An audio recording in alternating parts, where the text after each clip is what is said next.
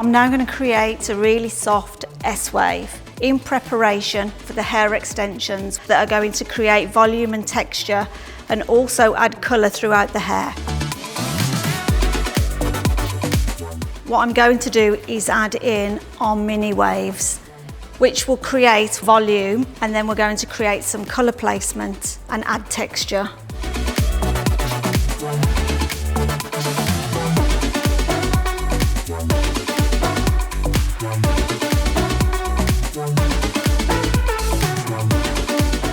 So I'm going to continue now in a horseshoe to the temple and create my line of mini wefts.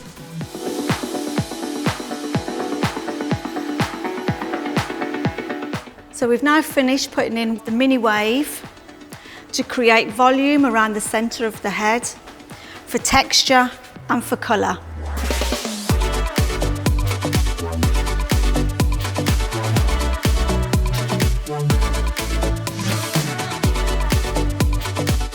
So our volumising placement is all finished and texturised and ready to go on set.